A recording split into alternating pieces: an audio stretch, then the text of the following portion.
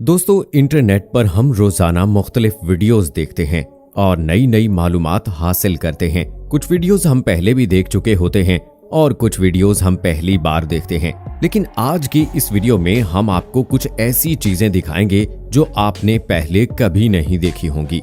Rare polka dotted zebra. दोस्तों, इस दुनिया में ज़ेब्रा की मुख्तलिफ इकसाम पाई जाती हैं, लेकिन ये जो ज़ेब्रा आप देख रहे हैं ये पहली नजर में तो कोई और ही जानवर लगता है। दरअसल ये ज़ेब्रे की एक बहुत ही रेयर किस्म है जो कुदरती तौर पर जेनेटिक म्यूटेशन से पैदा होती है। इसी तरह अल्बिनो ज़ेब्रा भी ज़ेब्रा की एक बहुत ही रेयर किस्म है जो कि जेनेटिक म्यूटेशन से पैदा होती है।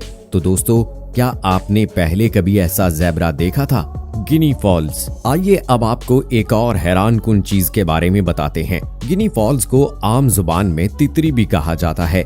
ये मुर्गी ज्यादातर लोग घरों में पालते हैं ताकि सांपों को घर से दूर रखा जा सके। अब आप भी हैरानगी से ये सोच रहे होंगे कि यार ये कैसे हो सकता है, लेकिन दोस्तों आपकी तरह मैं भी ये पहली बार देख और सुन रहा हूँ, क्योंकि बचपन में इस मुर्गी को बहुत घरों में देखा था मगर इसके बारे में ये बात पहली बार सुनी है। दोस्तों, इस मुर्गी को एंटी स्नेक अलार्म भी कहा जाता है, क्योंकि जब भी स्नेक इनके इलाके में आने की कोशिश करता है तो ये मुर्गियां झुंड की सूरत में सांप के गिर्द जमा होकर बहुत ही अजीब साउंड पैदा करती हैं,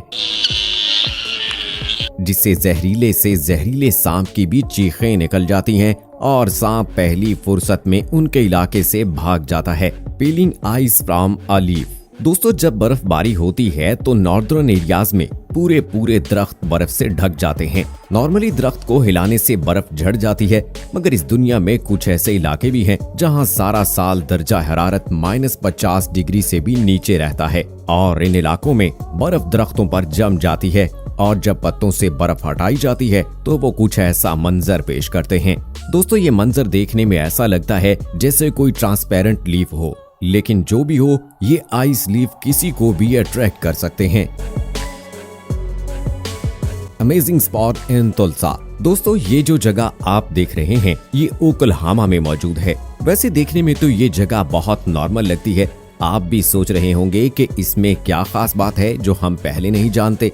दरअसल जो लोग यहाँ रहते हैं वो कहते हैं कि ये जगह यूनिवर्स का सेंटर है। इसकी वजह ये बताई जाती है कि यहाँ इस पॉइंट पर खड़े होकर जो भी शख्स कुछ बोलता है उसे अपनी ही आवाज इको होकर सुनाई देती है